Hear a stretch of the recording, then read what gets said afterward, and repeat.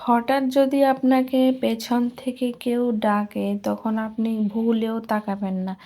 আর যদি তাকান তাহলে আপনি পুরো শরীরটা ঘুরিয়ে তারপরে তাকাবেন।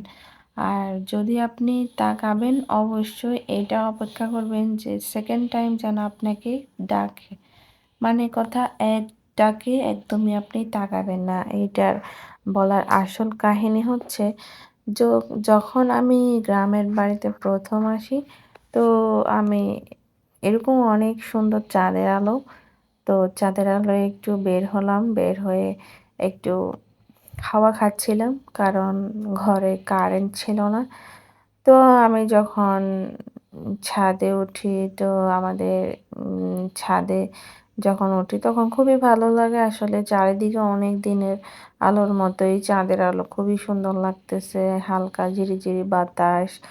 তো আমি ছাদে উঠলাম একা, আমার সাথে কেউ নাই। তো ছাদে উঠে আমি একটু মোবাইল টিপতেছি। তো হঠাৎ আমার পেছন দিক থেকে কে যেন একটু ডাকছে আমাকে। ডাকছে এখন কার কণ্ঠ ধরে ডাকছে সেটাও আপনাদেরকে বলি। অ্যা আমার ভাইয়ের কণ্ঠ ধরে, আমার ছোট ভাইয়ের কণ্ঠ ধরে ডাকছে। তো আমার ভাইয়ের কণ্ঠ তো আমি চিনি। তো আমি আমার হঠাৎ মাথায় একটা মানে কথা আসলো কি, আমার ভাই তো এখানে আজকে আসবে না আমার শ্বশুরবাড়িতে। তো আমার ভাই তো বাড়িতে।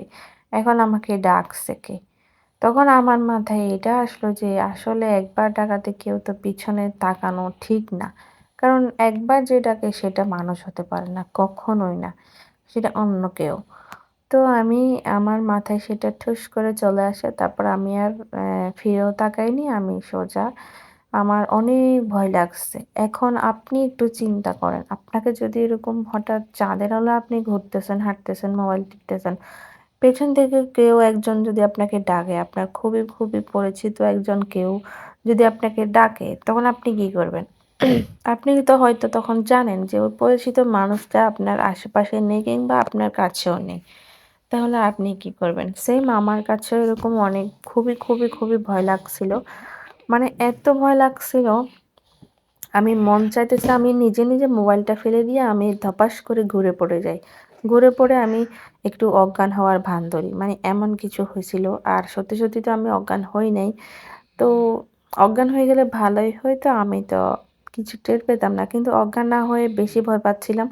তারপরে সাহস করে পেছন দিকে না তাকিয়ে সোজা আমি সিঁড়ি থেকে নেমে চলে আসলাম। আমি সিঁড়ি থেকে নামার জন্য যখন এক পা দিলাম, তখন আমার মনে হয়েছে আমি একবারে লাফ দিয়ে সিঁড়ি থেকে নেমে যাই। তখন না, সেটা করিনি কারণ আমার হাত পা ভেঙে যাবে। তো পরবর্তী কথাটা পরের ভিডিওতে বলব। সবাই ভালো থাকবেন। আল্লাহ হাফেজ।